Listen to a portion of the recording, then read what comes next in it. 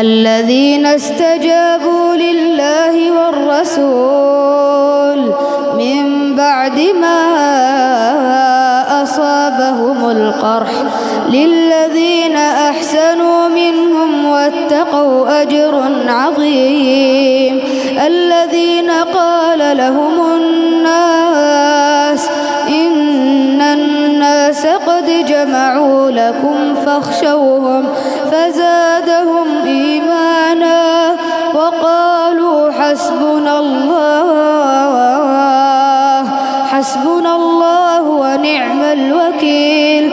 فانقلبوا بنعمة من الله وفضل لم يمسسهم سوء واتبعوا رضوان الله والله ذو فضل عظيم.